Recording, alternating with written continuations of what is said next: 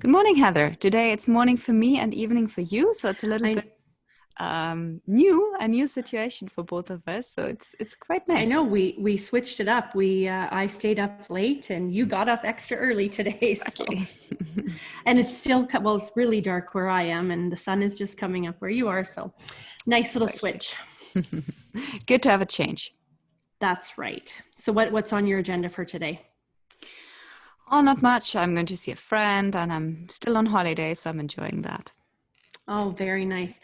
Well, the topic of our episode today is the Corona part two, where we're going to talk. I chatted with an airline employee to kind of get that side of the story, but I did come across a funny little thing today that I thought I would share with our audience. I have this 365 days of amazing trivia. So each day I get kind of a new story or a new question. So today's was, what kind of unusual plague inflicted the city of Strasbourg in modern day France in 1518?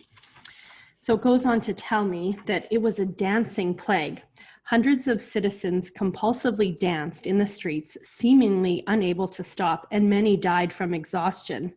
While the cause of the plague remains a mystery, people at the time blamed it on a demonic possession or overheated blood, while more recent theories included a mass psychogenic disorder and convulsions produced by eating bread contaminated with a fungal disease. So, all those gluten-free folks out there are going to say, well, yeah, not going to get the dancing plague because I don't eat bread. So I thought, with the theme of our story, our theme of our show today being, we're talking about COVID, and that really has changed our whole world. So I thought this was a funny little story to share with everyone. Yeah, it's indeed funny. Dancing plague. I've never heard of that.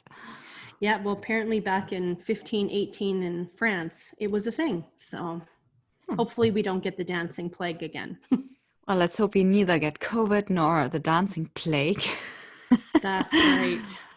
That's for sure. So yeah, it's going to be an interesting interview then, and I also have a tiny little interview with Ali, who is a horse riding agent as well. She organizes horseback travels from the Netherlands, and she's also going to share with us very briefly what are the restrictions at the moment, where do people go, and what all the outfitters basically do in order to survive COVID. Perfect. I think it's going to be a great episode. Definitely. So go ahead with your interview, and I'll have mine afterwards. Sure. Okay, so I chatted with Tina, one of the local airline employee from here in Saskatchewan. And one of the first question that I asked her is, what happens when you first arrive at the airport? How early should you be there? What sort of things do you need to take into consideration? And probably, so the first thing she shared with me is doing the online check-in at home before you Yes, even get to the airport. exactly. It's going to make things so much faster. It's seat selection is going to be done. You can prepay for your baggage, all of those kind of things. When you arrive at the airport, when you go in, there is all the kiosks there. That will be able to generate your boarding card if you didn't print it off at home, the baggage tags. And by you taking the boarding card, by you putting the baggage tags on, Yeah, that does reduce the less hands of exactly. touching different things. So she thought that that was something really worthwhile to share with everyone. Mhm. And probably the biggest thing she stressed was to be at the airport early. Yes, Recommending for international travel 3 hours, just to make sure that you have enough time, because there are lots of new procedures, and exactly. you just don't know how long those lineups are going to be. Yeah, I mean, that's pretty much mirroring my own experience, right? I did not tell, but I did the online check-in as well. I mean, I'm generally doing online check-in nowadays because it saves so much time. And yeah, it's kind of, it's kind of nice doing it. You can just head to the airport. In many countries, there's this kind of self-printing kiosks, so you can just go there, print your boarding pass, get your baggage tags, and usually there's less lines in there to stand. You don't have to wait. You can just head to the nearest free kiosk, do it, hand in your luggage. It's so much easier. It's so much quicker. Generally, I mean, sometimes there's a problem. You need the supervisor, but I know in Frankfurt, in Germany, it's pretty much the only things you can do nowadays, there's like one supervisor. I mean, there's one or two counters for those who have problems with that, but because I mean, if you're slightly elderly, I guess you have never done it before, it can be a little bit of a task, but it's fairly straightforward. So I can only recommend to everyone. It's pretty much the easiest way anyway.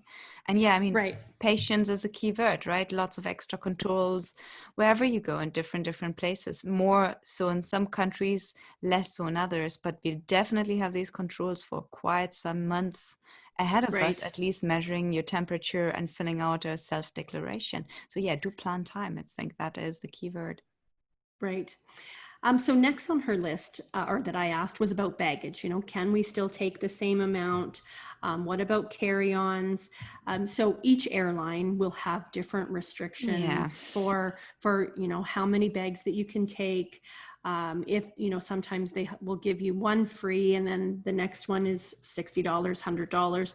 In a lot of cases, it's cheaper to pay for a second bag or a third bag than to go overweight. right. That's really where the airlines get you there. Luggage is something that you want to, you know, make sure that you don't have all of any of those restricted items. No bottled water, no liquids or gels over the airline's limit. And most in Canada, it's 100 mils that you're allowed. So just making sure that you're not, you know, there's no bottles or those kind of things in your bag. But again, as you're going through you know, security with your roller bags or everything, you know, making sure that they're the appropriate size, that they will fit into those little devices, because they will make you check them, and that just slows down the process, and it just will take that much longer.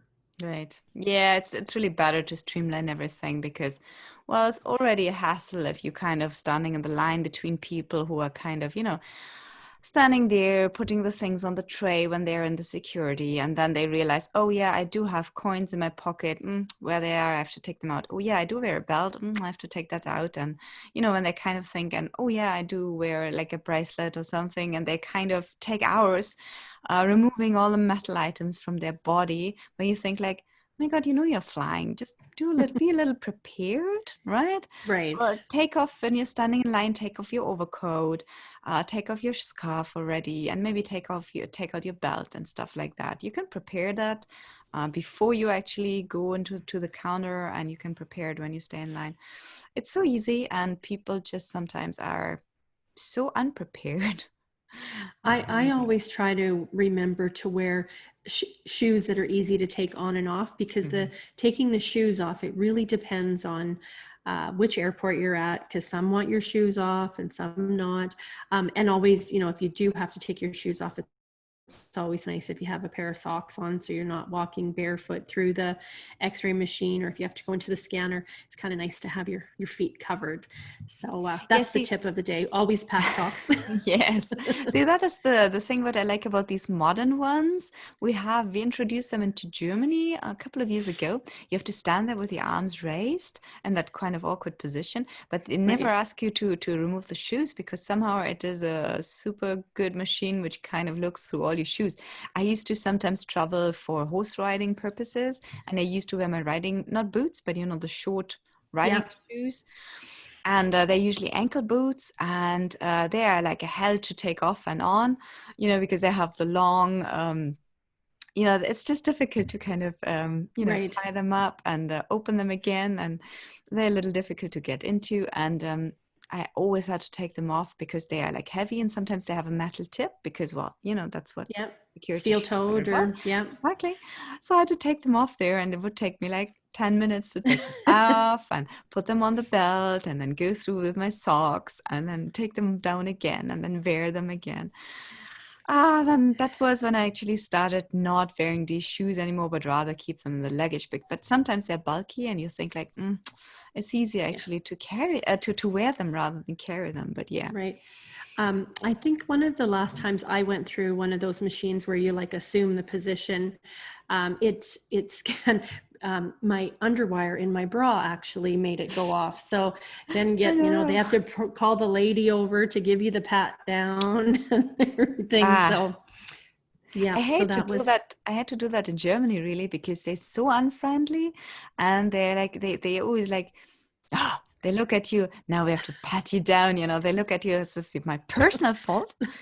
And it's funny, in India, it's interesting. If you go through the security, they have two lines, one for men and one for women. So the men get a pat down. They always pat you down. You walk through that security scanner, but they always pat you down afterwards. But the men are patted down in the open, while the women, they have a little cabin. So you go in that little cabin, and there's that lady waiting for you with that hand scanner. And I always find that nice, and they're always friendly and smiley. And in India anyway, you can carry a water bottle with water. They don't care that much. While in Germany, it's a total no-go. You carry a water bottle, no, you have to take that out. Yeah. So it's interesting. So being aware of what the rule, have to dump out that water bottle. So don't keep your favorite water bottle in your bag if there's potential. Exactly. So the next thing we talked about was the temperature taking. That is something that's becoming more and more popular. The Canadian Air Transportation and Security Authority has started here in Canada in the larger airports. So right now in Canada, we only have 4 airports that are taking international flights, and they are doing temperature checks once you're in the secure area. So if you're until you go through security, no, but once you're through, they are. And it is a thermal temperature check. So basically it looks like a little, kind of remote control. It's pointed at you. It takes seconds and a temperature reading comes up. The one thing to keep in mind is in most places now, everyone is wearing masks. So what she did say was, if there is a kind of a grace period on the temperature,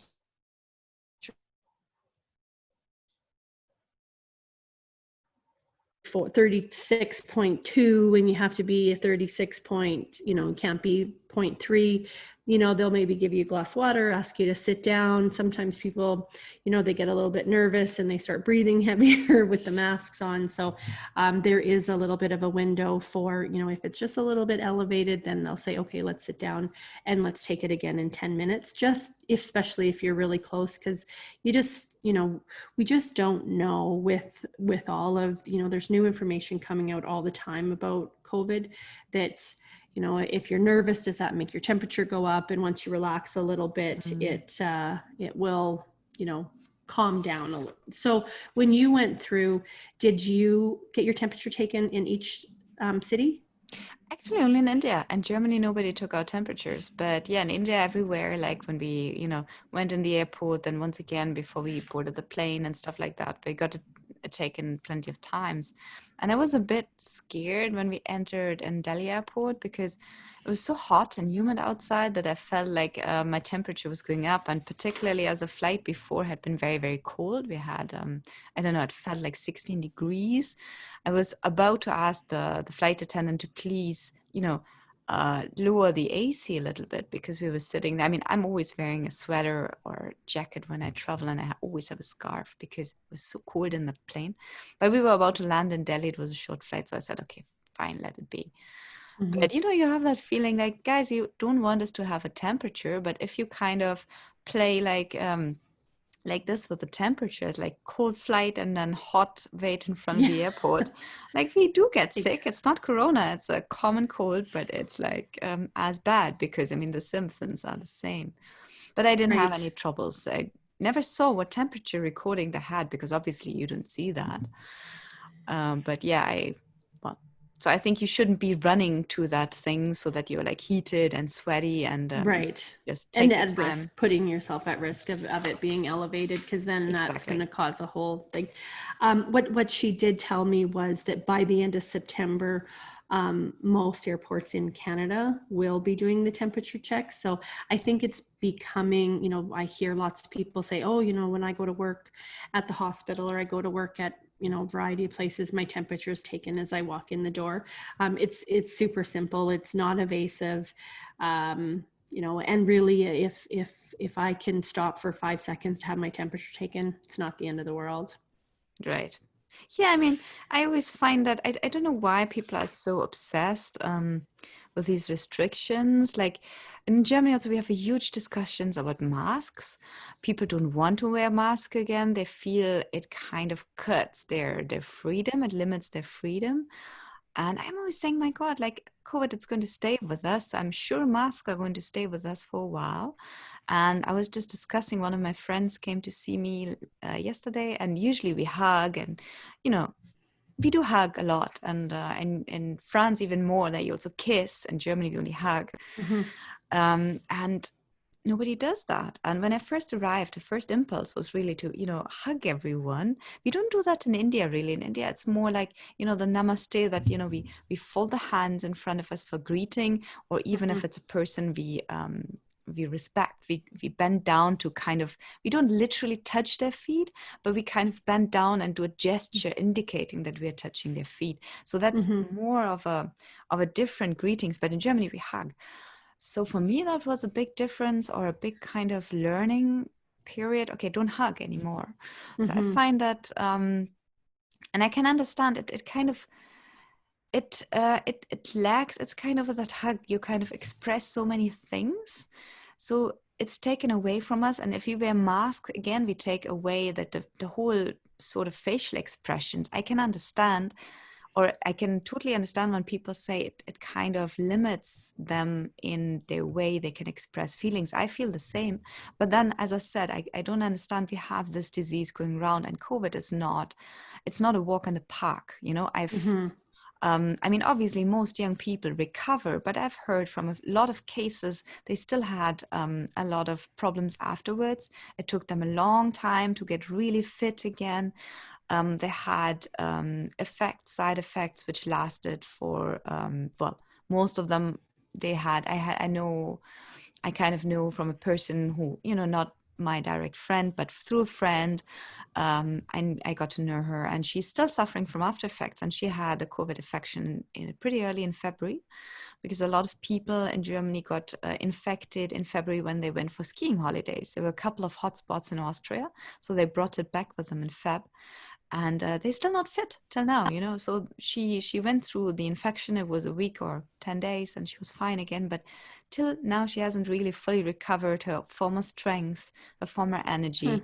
So as I said, I don't want to get it. So I'm happy wearing a mask if it makes, and it does make a difference, right? Mm-hmm. Oh, absolutely. Like, you know, as much as people, you know, the stories and, you know, the controversy or the conspiracy theorists, Mm. if I have you know, even a piece of paper in front of my mouth and I cough, um, you know, my spit or you know, the paper's going to stop some of it, if not Sure. all of it. So I agree with you. You know, it might not be the most convenient thing or pretty thing, or, you know, those kind of things. I'm terrible for wearing lipstick, so this is perfect for me now. I never have to wear it.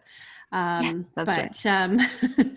But you know, it like you said, this is not going away anytime soon, so we might as well, you know, they've said how to get kids to wear it. Well, maybe adults, you know, you sit down to watch your favorite television program, put a mask on and sit there for 15 minutes or half an hour or whatever it is, and just practice. You know, well, eventually it'll be old hand. So the next area that we talked about was actually boarding the aircraft. She said this is something that, you know, there's still lots of confusion about. What am I supposed to do? All the planes now are boarding kind of by zones. She said they have increased sometimes now the boarding zone numbers. So instead of having, 1 to 5, now they might have 1 to 10. Right. And what that does is it, helps with social distancing. In most cases, they try to load the back of the aircraft first and work their way forward. But we all know that there's people that want to get on. Sure. Like, I'm not sure what the rush is because, Yeah, the plane is going to wait for you. Yeah, exactly. They're not going to leave without you, and you have your seat number already. That means right. So it's not a cattle call. You're not all running to get exactly. that. You don't need to get rush in and get the best seat like in a bus. You can take your Right. time because you have your guaranteed seat. It's right there on your boarding pass. It's your seat number, and you definitely get. I mean, to be very honest, I once was flying India Frankfurt. No, well, Delhi Frankfurt, and I had the issue that. There was a pilot strike that time, so they had to cancel some flights. They had to kind of it was confusion. So instead, we were scheduled to fly one in the afternoon, but we had to fly 1 o'clock at night. And they put together 2 flights: the flight to Frankfurt and the flight to London. So it was like a bus. We flew New Delhi, Frankfurt, London. And what happened, because there were 2 flight numbers, they kind of allotted the seats. 2 people each seat, right? They allotted it twice. So I was there in the aircraft and my seat was occupied. That was positively weird. But it was sorted out. There was a seat eventually for everyone, but it was a huge confusion. And we left with about 2.5 hours delay because of that. Oh, dear. Yeah, it's never good when they have to combine flights and then there's someone in your seat and everyone's trying to, right? So one thing that she did share with me, she shared lots of things with me, but when they call your boarding zone and you go up, is to have your identification ready. So your passport open to the photo page. Yes. And as you get closer to the gate agent, remove, if you have a ball cap on, sunglasses, whichever, take those off. Right. And as you approach, pull your mask down, so she can look at, or they can look at your photo, look at you, and they can do the facial recognition, and off you go. Put your mask back up. It is mandatory that you do wear a mask while you're on the aircraft for the full duration. Now, if you're having a drink, you can slide it over, but the flight attendants have been instructed to remind you the masks have to stay on. I know lots of people, including my mother, who is boycotting the masks a little bit, but she'll pull it down and like have her nose exposed. I'm like, well, come on, Mom, you have to wear it properly. And I know. You see that so often, right? People wearing the mask covering the mouth, but not the nose. And I kind of feel like walking up to these people and say, look, with my mask, I'm protecting you, but I want to ask you, just protect me as well with your mask and not wear that like all over the place, please. I know. And there's so many memes going around with, different parts of, you don't wear your underwear with your parts hanging out. Why would you wear a mask with your nose hanging out, right? Exactly. So, and honestly, there's so many different types of masks also available. There's, the very thin ones, which are like the, one-way or one-time masks. And they're really thin. They don't really give you any problems breathing. Then there's the bigger ones. I have those which are kind of folded, which are straight. I have those which kind of fit your facial shape. You can go ahead and choose masks which are perfect, for your face to wear, which are comfortable. They get them in so nice colors and so many designs. You can really, it's going to be a fashion item, I think. Oh, absolutely. Absolutely. Next we're going to see Gucci and Versace and all of those already will be making masks soon. Exactly. So many shops in India have started making them. A lot of these clothes shops who do produce their own clothes lines, they already have masks, all of them, and you can buy them there for little money, and they are pretty, they just, sometimes I've even seen masks, fitting your outfit. Like I've seen in Delhi a lady. Oh yeah, like a full, it's like your purse matches your shoes, and exactly, and your mask is matching your dress. Yes, there was that lady wearing this checked dress, in pink, and she was wearing a checked a mask in pink as well. So I was kind of thinking, oh girl, did you have a little bit of, Extra clothes material. left? Yeah, extra material. And you thought like, oh, I've done the dress. Now I'm going to do the mask. It was really perfectly matching. It was so funny. So, Oh. So the last thing we did talk about was transiting another country. So there's lots of restrictions regarding visas, passport validity, and COVID restrictions are changing like almost daily. So she did encourage everyone to, check with the consulate or the embassy of the country that you would be transiting through, just to make sure that what you have is correct. A lot of countries are requiring a complete travel certificate. You can lots of times complete them online or to be handed in on arrival like you did. right. So, and again, checking those countries' websites for further details. And even traveling through a country, you may be required to present a travel health certificate. So, just double checking. I have been hearing that some countries are requiring a negative COVID test upon Yes. arrival. So, those are really challenging because we both know I could take the test right now and then half an hour later be exposed and my test is still going to show negative. So, Yeah. Well, now, yeah. India I need to do the COVID test, but I mean, it's better than not doing the test at all, I think, even though, of course, it's always just the picture of a moment, right? It shows you, okay, you're still not kind of, you cannot pass on the disease at the moment, but that can change obviously till tomorrow. So yeah. So well, as you said, the keyword really is find out the details where you're going, check all the information. So first website to check that actually, which is very good, is the IATA Travel Center, because there you have like a world map and you can see in one glance if the country allows travel to it or not at all. And you can click on each country and see the rules and regulations. It's just a first glimpse, but they're pretty accurate.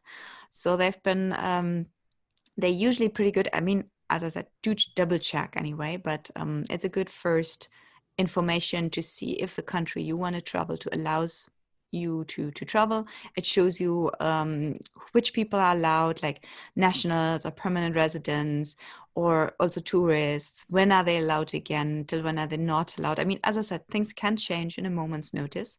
I've noticed that also in Germany, the regulations seem to change every 3 days. So do always check regularly. Check once again before you start your journey. Make sure you know all the rules and regulations. And yeah, and of course, COVID tests if you need that.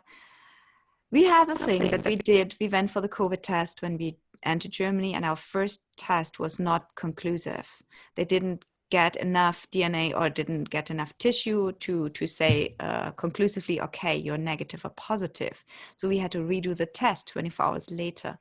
So keep that in mind. So if you have enough time, allow enough time that you can get a retest in case the first test is not conclusive or does not produce any results for what reason ever. It could be the person testing you that he hasn't done the proper job, he or she, or it could also be the lab, that they kind of mixed something up or kind of, dropped your sample. I have no idea, but things like that happen. Yeah, we're human, and science isn't perfect. Exactly. So maybe they needed to do a first full circle swab and they only did a 3/4 turn or something. So Exactly. but and your results have come back and they're negative, so you're all good Yes. and you don't have to isolate anymore, so you can go out and enjoy your holiday. Well, I was really happy with my chat with Tina from the airline. So I look forward to hearing about your interview with Ali. Yeah, so that's going to be a bit more focusing actually on both sides. It's going to be focusing on where do people travel at the moment, and yeah, also the other side, the outfitters, because for most of the outfitters, the tour operators, this is a very trying time. I mean, Ali, my friend, she has picked up a job again because she said, I cannot live off the selling of travel at the moment because everyone kind of canceled. Or, I mean, a lot of people postponed, and that's one of the things I want to also say here, because I think it's so important.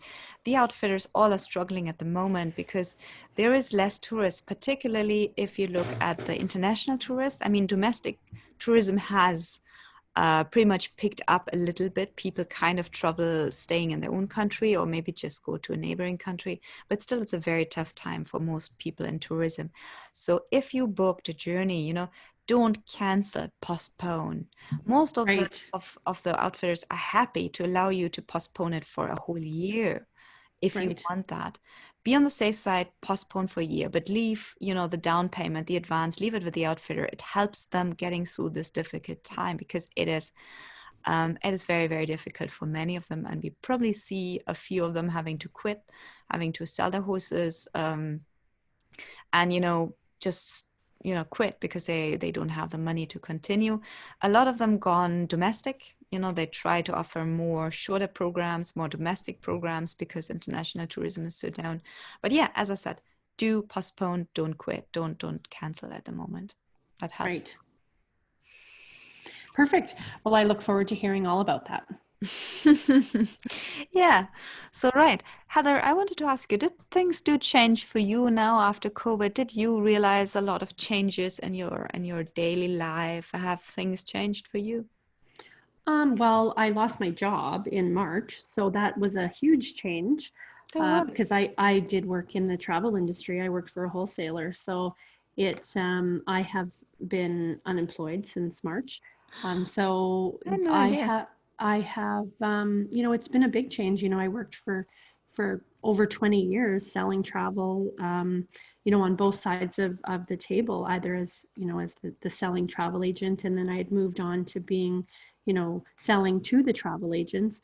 But, you know, this has really been a crazy time for, you know, when my friends and I talked about it, my travel friends, you know, in February, oh, you know, well, this will be, you know, a couple weeks and everything will get back to normal. And now, you know, we're at the bottom half of August. School's going to Mm. be starting, and I had a trip booked to go to Portugal at the end of September to go riding, that we have now postponed until October of 21. Just, you know, well, we'll give it a year and hopefully things will be Yes. better. Canada's, the restrictions here are still pretty strong. All non-essential travel is being not recommended. And if you do leave the country, when you return, you have to self-isolate for 14 days. Right. And they're telling us that if something happens to you while you're away, you're basically Exactly. on your own, no Exactly. insurance, no one's coming to get you. So, yeah, so we're having staycations, staying at Yeah, home. exactly. Well, I mean, I mean, in Europe, it's a little easier because with the European Union, we have so many countries we can travel to. I mean, they closed the borders when COVID hit. Mhm. Most of them closed the borders. You couldn't really get out of the country. In Germany, almost all the borders were closed except the one with the Netherlands, which remained open throughout the time, which was a totally new experience for people here because we're so much used to travel. I mean, Mhm. holidays in Germany. I mean, yes, some people do make holidays in Germany, but people are so much used to go, oh, let's go to Luxembourg, or let's go to, Mhm. you know, to France, or let's go to Austria, skiing, you know, Switzerland, Mhm. Italy. It's just around the corner. Like, right? I'm quicker in France than I am in some parts of Eastern Germany or Southern or Northern Germany, right? Right. So for us, we are such small countries, we easily travel. And I think that was a big shock. I mean, I wasn't here when that hit. Mhm. I was in India, obviously. I was stuck there. But when I heard they closed the borders, it was like, oh my God, they closed the borders. Can you It imagine that? really is something like out of a movie. Like it really is hard to believe that, It is. you know, in 2020, we can't, you know, I live probably like two and a half hour drive to the United States. And Right. that border's closed. It's been closed since March. They've just extended the closure to September, end of September. So, you know, now we're hearing, well, maybe it'll open by Christmas. It's just so surreal to think that, you know, something that we heard about on the news back in February has really just like halted the world. It It is. has really changed everything. Who would have thought that in 2019 or even in January 2020 when the first rumors came out about this new disease happening in China? Hmm. Yeah, definitely. I think most people were thunderstruck. And Yeah. yeah, well, let's hope things turn better. I think in India at the moment they're testing two different vaccines. So one Hmm. has been developed by the University of Oxford or in cooperation with the University of Oxford, and the other one has been developed by an Indian company. So both are in the trial period at the moment. They do huge trials. They have started that. They're pretty good, as far as I heard. So not like Hmm. Russia, where they say like, "Oh, we developed the first, vaccine." I tested on my daughter. Yeah. Tested on my daughter, exactly, and then otherwise nobody else. So, Hmm. well, they do a proper testing, and I think they want to be finished with the main testing period by end of the year. So, well, if you're lucky, in the beginning of 2021, there might be a vaccine, and it might kind of relax the whole situation a little bit. But yes, I think it's going to stay with us, and we'll have to Hmm. learn how to deal with it. Yes, I definitely, this is our new normal. Yeah, exactly. Well, it was so nice chatting with you. Let's head straight into the talk with Ali. And yeah, so great being here Okay. with you today. Thanks, Yuda. Okay, perfect. So that was, we were long. We might even be able to do part 3.